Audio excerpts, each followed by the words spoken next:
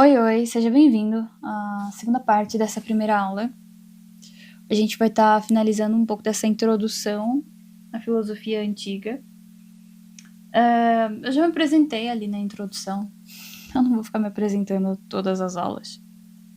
Eu estou aqui para fazer uma coisa que é te explicar sobre a filosofia e de onde que surgiu e afins, de um jeito descomplicado.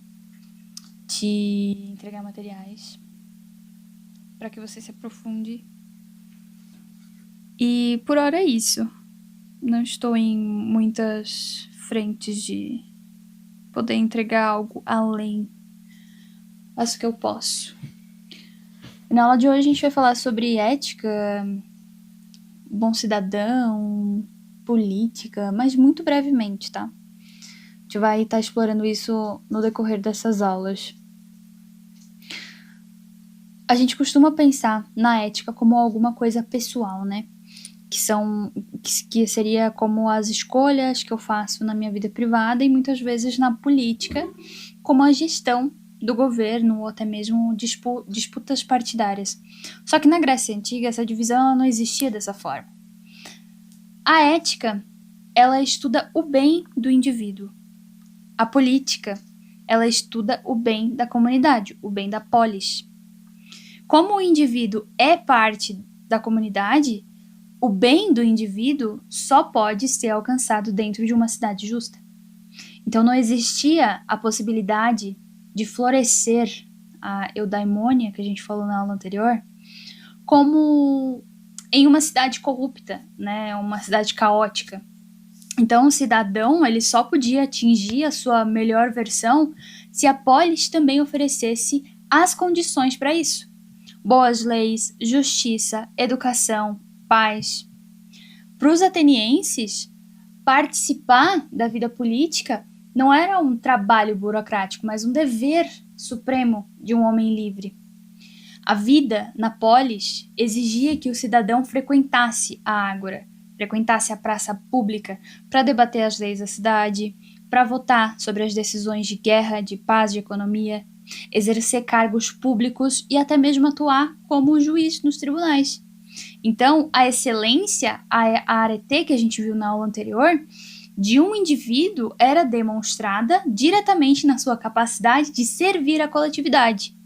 Um homem que se recusa a participar da vida pública para cuidar apenas de seus interesses privados era chamado pelos gregos de idiotes, termo do qual deriva a palavra idiota, que originalmente significa aquele que só se preocupa com seus próprios assuntos privados e ignora a política. Um exemplo mais marcante dessa união entre ética e política está na obra A República, de Platão. Para entender o que é a justiça na alma do homem, o Platão propôs olhar para a justiça em escala ampliada, olhar para a própria cidade. Inclusive, essa obra, A República do Platão, está disponível lá na Biblioteca Vascari, tá? O link está na descrição. Para Platão, a alma humana, ela tem 3 partes. A razão, a coragem, né, a vontade, e os desejos, os apetites. A cidade, ela reflete essa mesma estrutura. Os governantes, filósofos, como a razão, os soldados, os guardiões, como a coragem, e os produtores, os comerciantes, como os desejos. A justiça na polis vai ocorrer quando cada classe cumpre sua função com excelência sem interferir na outra. E é onde vai criar aí uma sociedade harmoniosa. Então, na filosofia antiga, construir uma vida boa é um projeto coletivo. Ser uma pessoa ética significa ser um cidadão ativo capaz de colocar o bem comum da cidade acima do egoísmo individual. Entendendo que a liberdade e o desenvolvimento do ser humano só existem quando construídos em conjunto.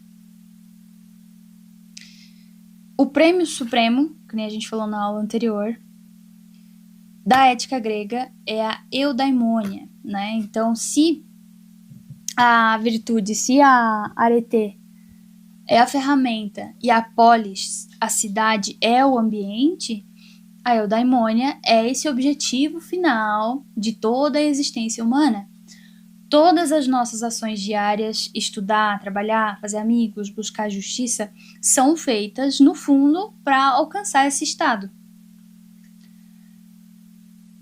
No sentido moderno, a palavra felicidade, ela costuma confundir. Então, na visão moderna, o que não é a eudaimonia? Eudaimonia não se trata de um sentimento passageiro, que é onde você está alegre hoje e triste amanhã. Mas ela sim é um estado de vida completo, uma vida bem vivida, uma vida realizada do início ao fim. O que também não é eudaimonia é o prazer momentâneo, o hedonismo, né? Que é a busca por sensações agradáveis e imediatas, como comer alguma coisa saborosa, ganhar dinheiro ou ir numa festa. O que é, né, na visão grega? É a realização do nosso potencial. Alcançar a eudaimonia significa desenvolver a razão, as virtudes e os talentos ao máximo ao longo da nossa vida. O que também não é a eudaimonia é o subjetivo, aquilo que depende só da percepção individual de cada pessoa. Se eu sinto que eu sou feliz, então eu sou. Mas na visão grega, o que é o objetivo, que pode ser avaliado por fatores concretos e externos, como o caráter, as atitudes éticas e o impacto positivo que a pessoa deixa no mundo. Então, para nós hoje, felicidade costuma ser um sentimento individual e um sentimento temporário, né, de prazer. Para os gregos, a felicidade, a eudaimonia, era essa prática de ética constante. O ato de florescer como ser humano através de boas ações e de virtudes ao longo de toda a vida. A origem da palavra em si vem de eu, que significa bom, e daimon, que significa espírito, guia. Estar em eudaimonia significava originalmente estar em harmonia com o seu próprio bom espírito. Esse espírito interior que está alinhado com a sua verdadeira natureza. Para os filósofos gregos, especialmente Sócrates, Platão, Aristóteles e mais tarde os estoicos, é impossível alcançar a eudaimonia sem a arete, sem a excelência, sem a virtude. Então a lógica é a seguinte: a essência do ser humano é a razão. Viver de acordo com a razão significa cultivar as virtudes: justiça, coragem, temperança e sabedoria. Lembra da aula anterior? Então, quando você age com virtude, sua alma entra em harmonia e você realiza o seu propósito no mundo. O resultado é inevitável.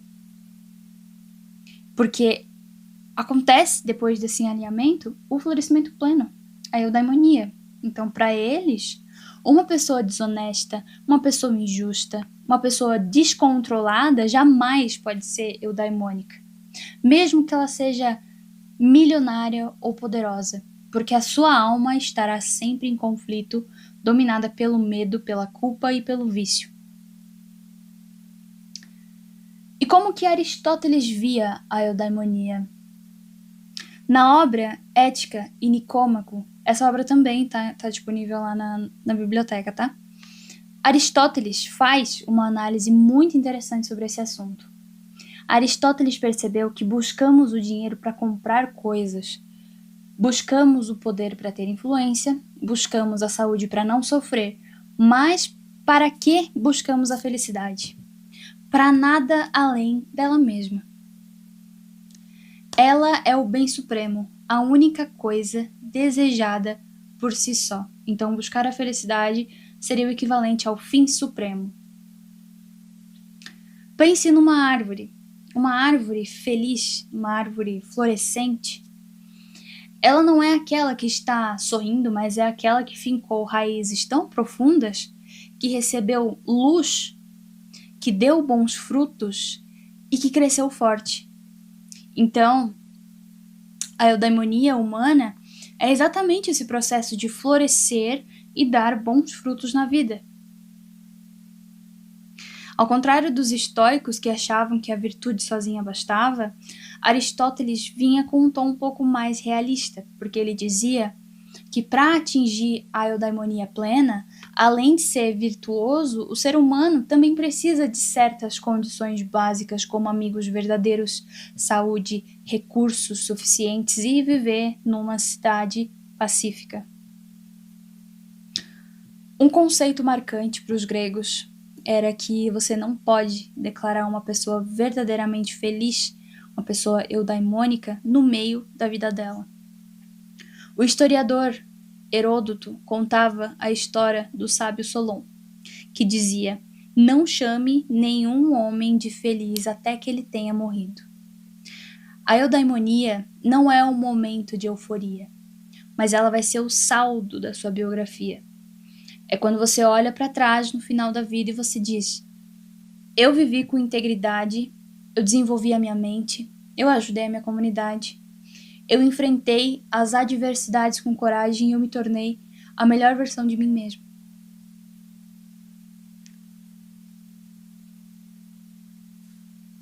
Então, eu gosto muito dessa obra de Aristóteles que fala sobre essas questões. Na nossa jornada, né, pela filosofia, a gente entendeu alguns pontos chaves, né? Só que o detalhe crucial sobre como essa transformação acontecia na prática, a gente vai desvendar a partir da tensão entre a permanência e a mudança. E como que o conceito de lei natural acabou unindo tudo. Então, quando os primeiros filósofos tentaram entender a physis por meio do logos, eles caíram em um paradoxo que dividiu a filosofia em duas correntes radicais: o mobilismo e o imobilismo. Para Heráclito, a única constante no universo é a mudança. Nada permanece o mesmo. O fogo é a sua arché, porque ele é a própria imagem de transformação contínua. Ele consome, o fogo ilumina e também destrói para criar alguma coisa nova. A ilusão, nesse caso, é acharmos que as coisas estão estáveis, mas tudo está em devir, em vir a ser. Deleuze também fala um pouco sobre essa questão. A gente vai chegar lá quando a gente for falar mais para frente. Para Parmenides, ele vem com o conceito do imobilismo, né? Ele vem com esse de nada muda. Então, Parmenides de Eleia trouxe essa resposta usando a lógica pura de o ser é, o não ser não é. Para ele, se algo muda, significa que virou algo que não era. Mas o nada, entre aspas, não existe. Logo, a mudança é uma ilusão dos nossos sentidos. A verdadeira realidade é única, imóvel, eterna e indivisível. E esse debate, ele acaba, o impacto dele, né, entre o que muda nesses sentidos e o mundo que permanece na razão, ele foi uma semente que mais tarde fez Platão criar a famosa divisão entre o mundo sensível e o mundo das ideias, né? A gente vai falar também sobre isso, tá?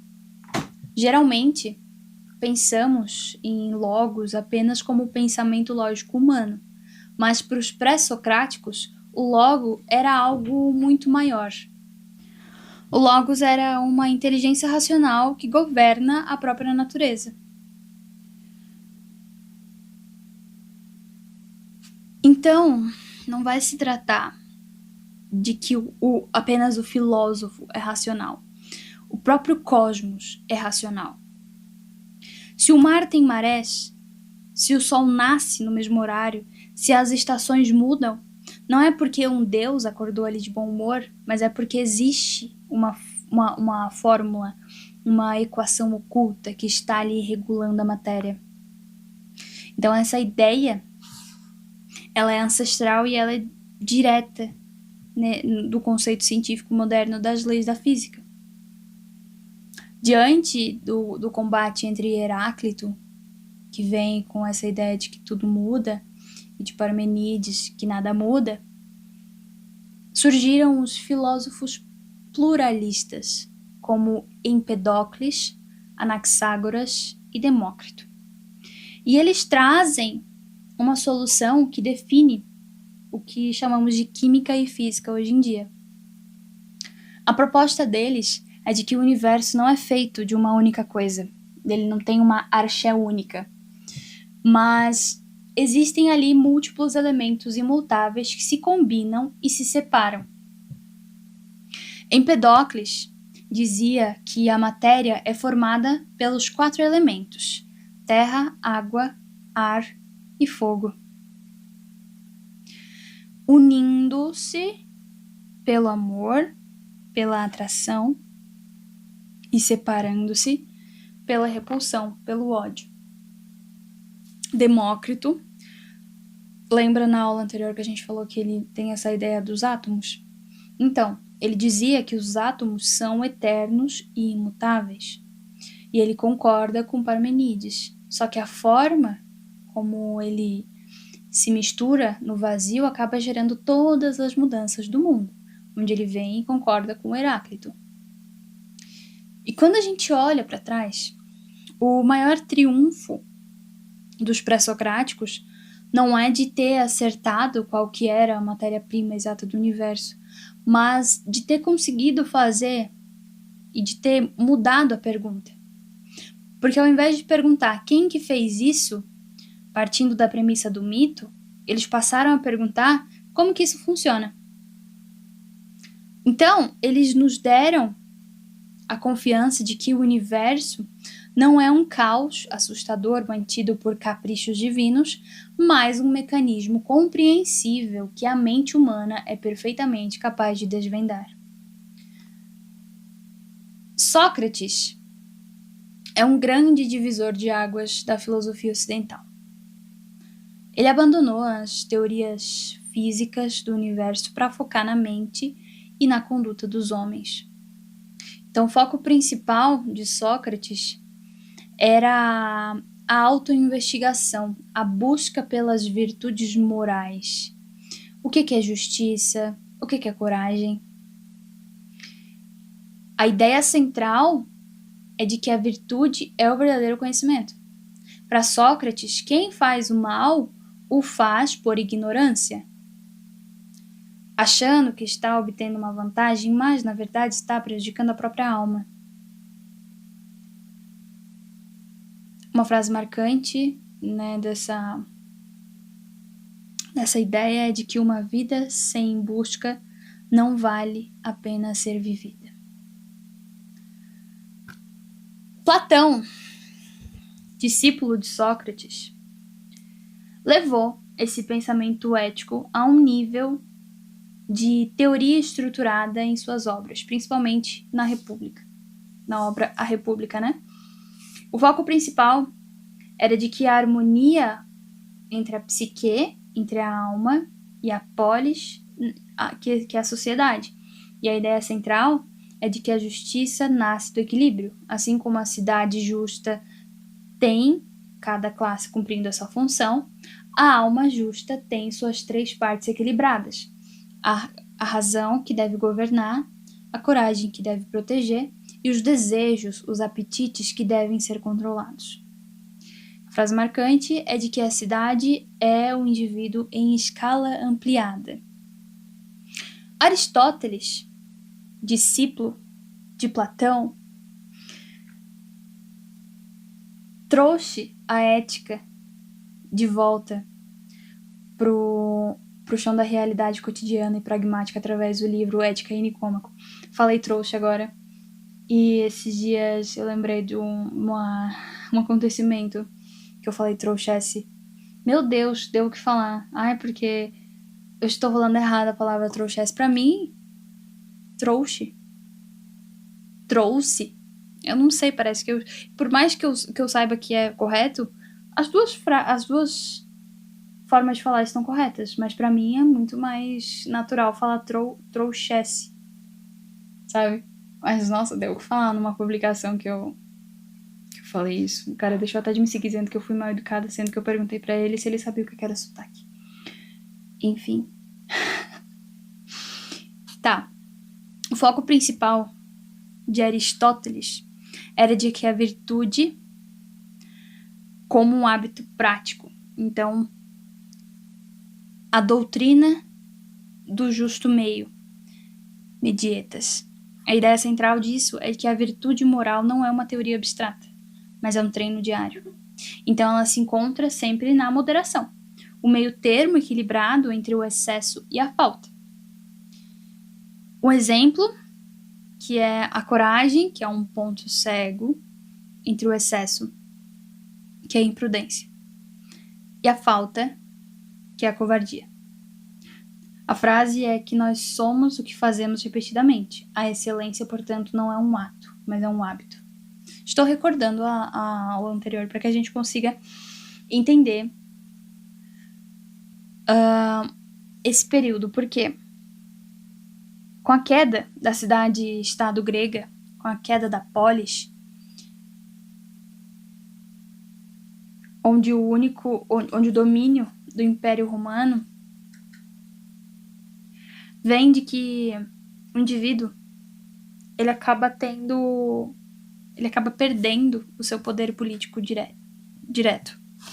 Então, nesse período acaba surgindo as escolas helenísticas, no século IV a.C. em diante, das quais o estoicismo, daí a gente vai falar dos nomes de Zenão, Sêneca, Epicteto, Marco Aurélio, se torna uma das mais influentes. O foco era de que a paz de espírito, a ataraxia, a resiliência e o domínio total das emoções e das paixões, trazendo essa ideia central de que o mundo exterior é imprevisível e caótico. Então vem com essa dicotomia do controle. A verdadeira felicidade não vem de tentar controlar o que acontece no seu redor. Doenças, crises, opinião alheia, mas de controlar a sua reação interna a esses eventos externos. Então, a virtude estoica é de que viver de acordo com a razão é onde você aceita a natureza das coisas com serenidade. A frase marcante de Epicteto é de que não são as coisas que perturbam os homens, mas a opinião que eles têm sobre as coisas. Certo.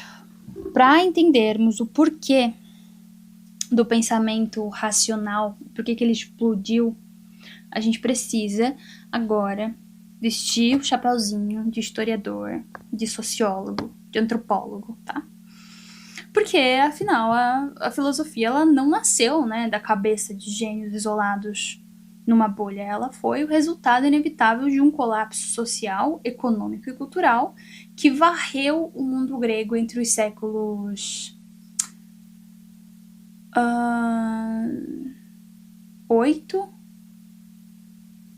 8 e 6, se eu não...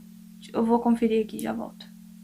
Isso, exatamente. 8, que vai corresponder ali ao período de 701 a 800, e o século 6, que vai abranger os anos 500 a 600 antes de Cristo. Eu pausei porque eu não queria trazer desinformações. Então, um detalhe muito fascinante que eu tenho para contar para vocês é de que a filosofia não nasceu em Atenas, a capital cultural posterior, mas ela nasce nas colônias periféricas da Grécia, especialmente na Iônia, que hoje é a atual costa da Turquia. e é ali onde ficava Mileto. E também na Magna Grécia, que é o sul da Itália. Sendo cidades praianas e portuárias, Mileto e as colônias eram hubs internacionais de comércio. Um marinheiro grego que viajava para o Egito via deuses com cabeças de animais. Na Babilônia ele via mapas e astronomia orientados a outros deuses, e na Pérsia ele já se deparava com outra religião, com outra cultura. Então, o contato com essa alteridade, o contato com esse outro, fez os gregos perceberem que cada povo criava os seus próprios mitos à sua imagem e semelhança. Então, se todo mundo tinha uma versão diferente do sol e do mar, qual que era a versão real? A resposta não podia ser mais um mito local. Até rima, né? Então, a passagem do período monárquico, o que é a monarquia? Reis, guerreiros, dessa época micênica, para essa cidade-estado, para essa polis, acaba alterando completamente as relações de poder. Então, nós temos um mundo mítico, onde o poder é concentrado no palácio, a vontade do rei é a lei divina. E nós temos o mundo da polis, do cidadão, onde o poder ele é descentralizado na ágora, na praça. O debate público entre iguais, isonomia. A praça pública, a ágora, pela primeira vez na história da humanidade, as decisões da vida comunitária saíram dos bastidores de um palácio sagrado e foram para o meio da rua. Na ágora, a opinião de um nobre não valia nada se ele não conseguisse convencer os outros cidadãos através de um argumento lógico. A razão, o logos, torna-se a maior arma política. Por que vocês acham que estão tirando filosofia das escolas? Por que vocês acham que a filosofia é algo tão, entre aspas, inacessível, tão acadêmico, tão assustador para quem vê de início?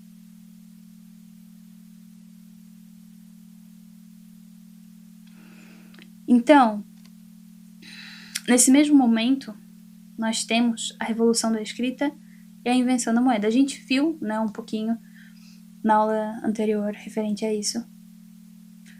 Mas para concretizar, vamos lá.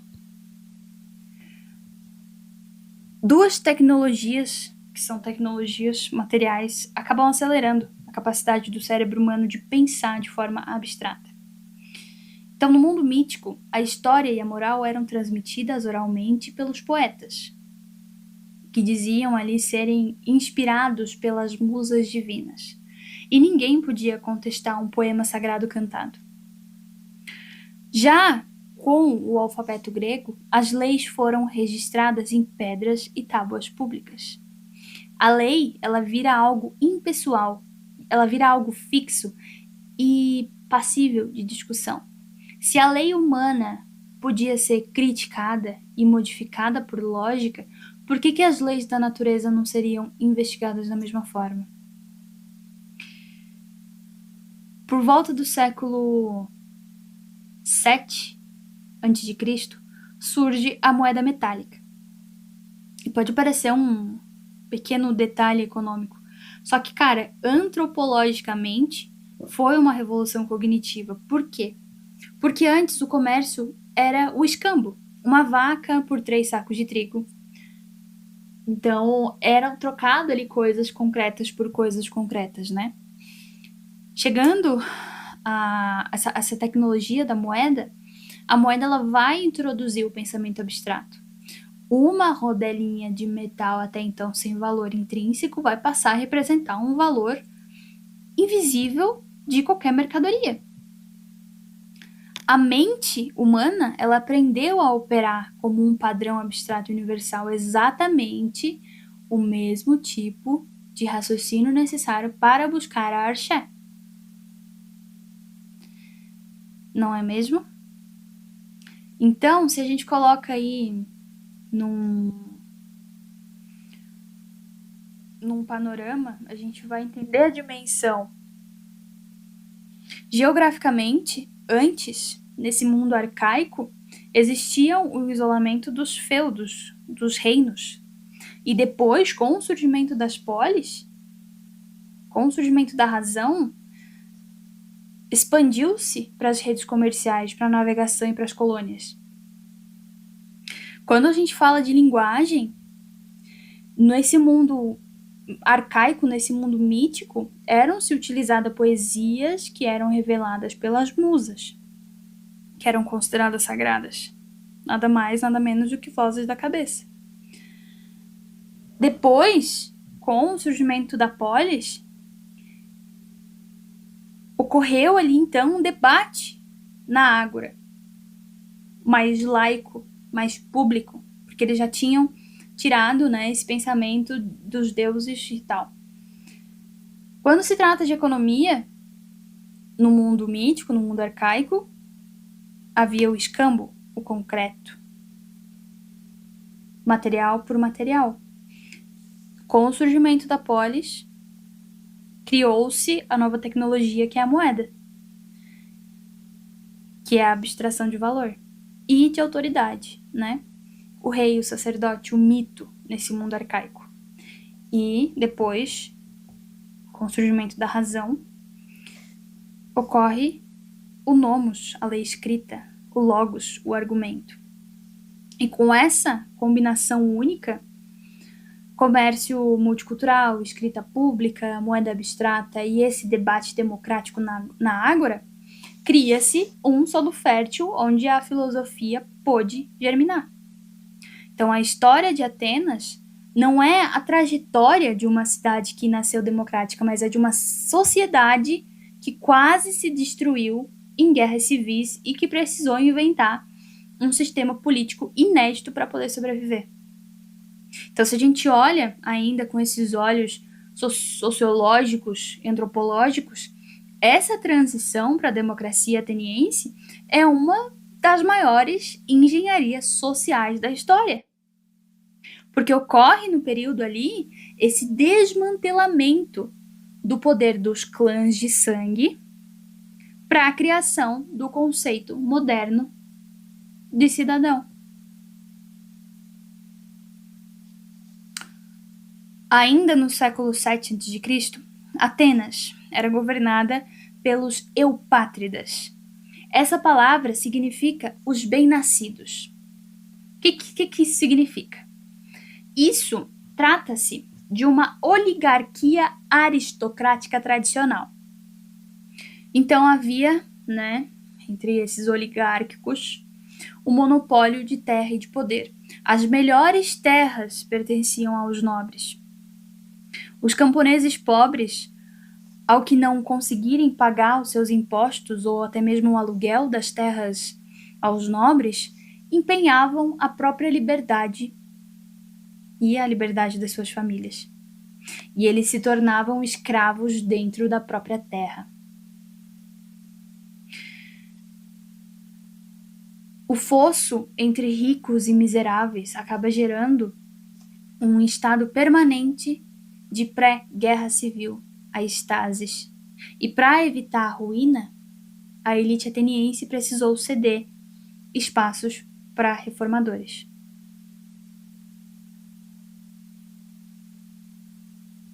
Me faz lembrar sobre esse tipo de situação me faz lembrar sobre a questão da religião, mas não vamos entrar nesses pormenores agora. A criação da religião para que os mais pobres não matassem os mais ricos, mas enfim. A democracia, ela não surgiu num único estalo. Ela foi construída em etapas ao longo de um século por legisladores com visões estratégicas. Então vamos lá, vamos para a linha do tempo democrática dessas reformas. Como principais engenheiros, em 621 a.C., temos Dracon. Antes de Dracon, as leis eram orais e interpretadas ao bel prazer dos juízes aristocratas. Dracon registrou as leis em pedra. Embora fossem leis extremamente severas, aí o termo draconiano, o impacto antropológico acaba sendo gigante. O Estado tomou o monopólio da justiça, tirando das famílias nobres o direito à vingança privada.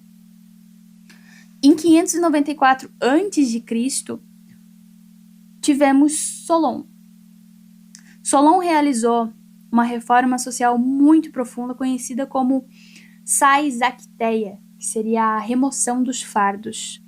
Então, ele anulou todas as dívidas que escravizavam os cidadãos e proibiu que a liberdade humana fosse usada como garantia de empréstimo. Tivemos também a timocracia, que se trata de dividir os cidadãos em 4 classes com base na produção agrícola, na riqueza, né? E não mais pelo sobrenome ou pelo sangue. Então, isso permitiu que comerciantes enriquecidos, mesmo sem sangue nobre, tivessem ali voz na política. Em 508 a.C., tivemos o pai da democracia. Foi Clístenes que realizou a maior revolução sociológica em Atenas. Para quebrar o poder das famílias aristocráticas que controlavam certas regiões, ele reorganizou o mapa geográfico de Atenas. Então, temos aí, vamos recapitular, um antigo sistema onde ele funcionava com clãs de sangue, né, com nobreza, ao qual havia uma fidelidade à família, e para um novo sistema de Clístenes, onde 10 tribos mistas, sendo elas separadas por litoral, montanha e cidade, obtendo aí a fidelidade à polis, à cidade. Cada uma das 10 novas tribos continha moradores da costa, do interior e da cidade. Um camponês, um comerciante e um nobre agora pertenciam à mesma unidade política e precisavam votar juntos. Estabeleceu também a isonomia, que é a igualdade de todos os cidadãos perante a lei. O ostracismo, provavelmente você já ouviu essa palavra por aí, é onde se cria uma votação anual onde a população podia banir por 10 anos qualquer cidadão que ameaçasse a democracia ou tentasse virar um tirano. Indo agora para o século V a.C., no período de Péricles, a democracia ateniense atingiu a sua forma mais radical e participativa. Por quê? Era uma democracia mais direta, não havia deputados ou vereadores. Os próprios cidadãos se reuniam na eclésia. O que é eclésia? Eclésia é uma assembleia, para que eles pudessem debater e votar diretamente as leis, impostos e declarações de guerra. Houve-se também aí a isegória, que é o direito igualitário de qualquer cidadão tomar a palavra e discursar na Assembleia. E a mistoforia, que é a remuneração pública.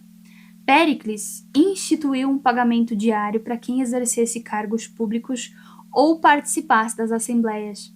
Isso reuniu os cidadãos mais pobres para que eles pudessem faltar ao trabalho para fazer política sem que eles morressem de fome.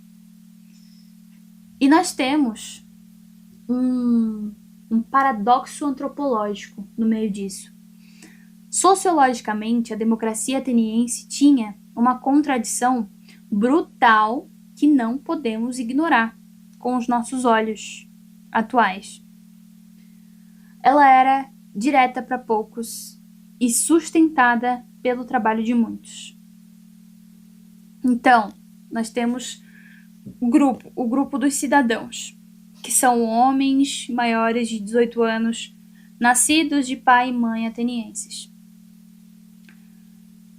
Eles têm direitos políticos plenos.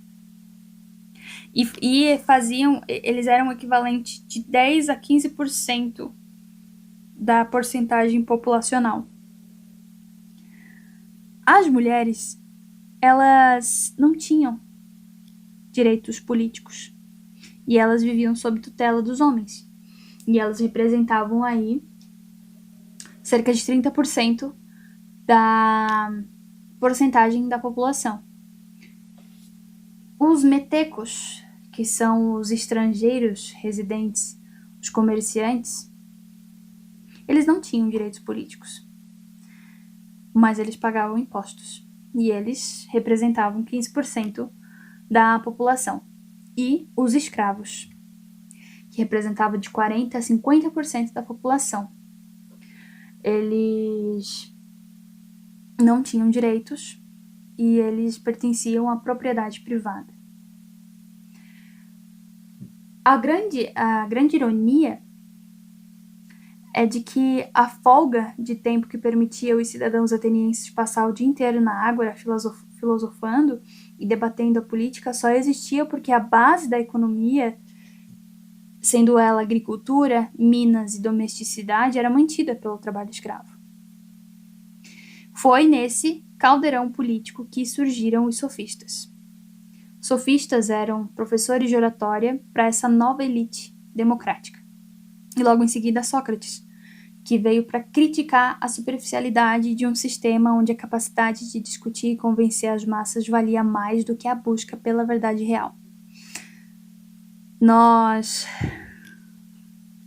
Estou com a garganta seca. Vou tomar uma aguinha. Vocês estão tomando água? Eu espero que vocês estejam tomando água. Pedra nos rins é seríssimo e eu não recomendo.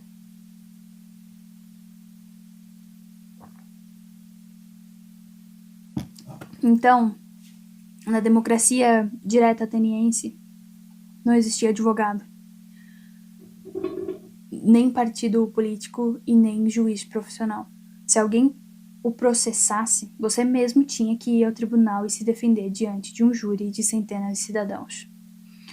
Se quisesse aprovar um projeto de lei, era necessário subir no púlpito da Assembleia e convencer milhares de homens. Se falar bem, saber falar bem deixou de ser um adorno e virou a ferramenta mais valiosa de poder. Os sofistas, eles eram os mestres da persuasão, pensadores estrangeiros e intelectuais itinerantes que viraram os primeiros professores pagos da história. Eles tinham um método de ensino onde eles ensinavam, a retórica, que é a arte do discurso convincente, e a eristícia, que é a arte de vencer debates independente de estar certo ou errado. Filosoficamente, eles eram relativistas. Para Protágoras, por exemplo, o homem é a medida de todas as coisas, não existia uma verdade absoluta. O que importa é o argumento e se esse argumento é mais forte, mais persuasivo para aquele momento. O papel social dos sofistas era preparar a juventude rica de Atenas para vencer na política. Aí chega Sócrates, com a crítica. Sócrates, ele via os sofistas com uma enorme desconfiança e considerava eles prostitutos do saber. Porque para ele, vender a capacidade de manipular a opinião pública sem se importar com a verdade era muito perigoso para a cidade. Os sofistas faziam longos discursos para emocionar as massas, utilizando a retórica. Já Sócrates, ele fazia perguntas curtas e diretas para fazer a pessoa pensar por si mesma, que daí vem a dialética. Sócrates alertava que a democracia sem busca pela verdade vira uma demagogia, governos manipuladores. O povo ele podia ser facilmente enganado por discursos bonitos, mas vazios. O que a gente mais vê no cenário político hoje em dia, né? A grande ironia da história é que a própria democracia ateniense, manipulada pela oratória de políticos demagogos, acabou condenando Sócrates à morte em 399 a.C., sob acusações falsas de corromper a juventude.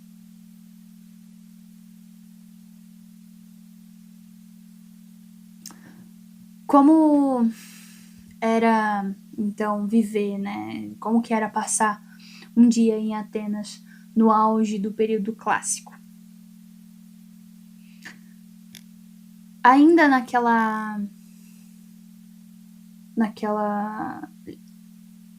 esqueci a palavra, mas que eu trouxe ali anterior dos homens, das mulheres, dos metecos e dos escravos, os cidadãos, os homens maiores de 18 a 20 anos, filhos de mãe e pai atenienses, eles tinham privilégios políticos plenos e o dever de combater na guerra.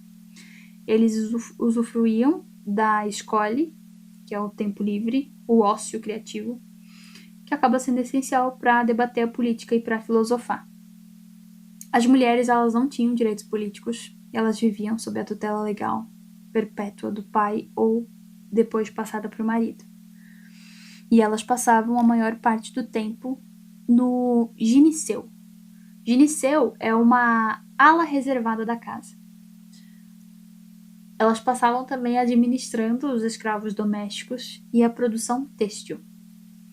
Os metecos,